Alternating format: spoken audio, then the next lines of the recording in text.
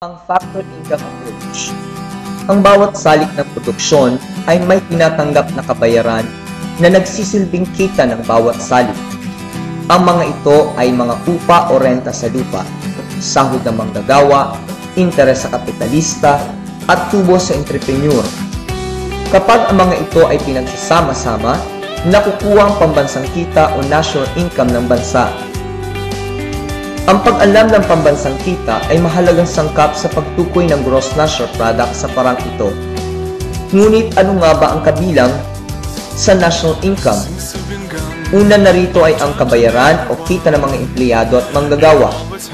Lahat ng benepisyo, komisyon, allowances tulad ng COLA, pera, clothing at transportation allowances, mga non-monetary benefits, at ang mga sahod o bayad na naaayon sa kontrata ng mga manggagawa at sweldo ng mga empleyado na tinatanggap sa putang araw ay kabilang sa kompensasyon ng empleyado at manggagawa. Pangalawa, ang kita ng entrepreneur at ng mga ari-arian. Kabayaran na tinatanggap ng mga tao na hindi matatawag na sahod o sweldo. Ito ang kita ng isang entrepreneur bilang salik ng produksyon. Dito rin nabibilang ang mga dividendo na kabayaran sa ari-arian. Pangatlo, ang kita ng kumpanya o korporasyon. Anumang kita na tinanggap ng isang korporasyon at pondo na inilalaan upang palawakin ang negosyo. At panghuli, ang kita ng pamahalaan. Ang lahat ng kita na tinatanggap ng pamahalaan tulad ng buwis, mga kinita ng mga korporasyon na pag-aari ng gobyerno, at mga interes sa pagpapautang ng pamahalaan. Kapag pinagsama-sama ang lahat ng ito, ay makukuha ang pambansang kita. Halimbawa, ang KEM o kabayaran o kita ng mga empleyado at manggagawa na may 110 milyong piso, ang KEA o kita ng entrepreneur at ng mga ari-arian na may 50 milyong piso, KK o kita ng kumpanya o korporasyon na may 15 milyong piso, at KP na kita ng pamahalaan na may 22 milyong piso.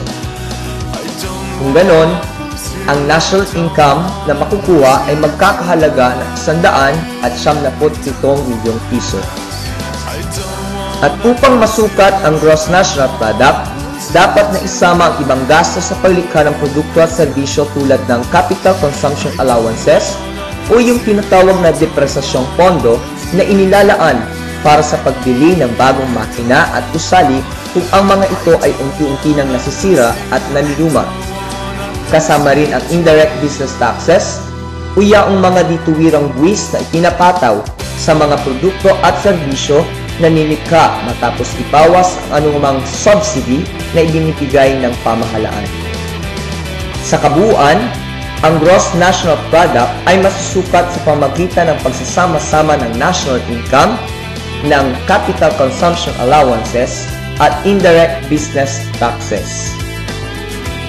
Kung ang national income ay may 197 milyong piso, ang CCA or capital consumption allowances na 12 milyong piso, at IBT or indirect business taxes na may 5 milyong piso, ang GNP ay nagkakahalaga ng 214 milyong piso.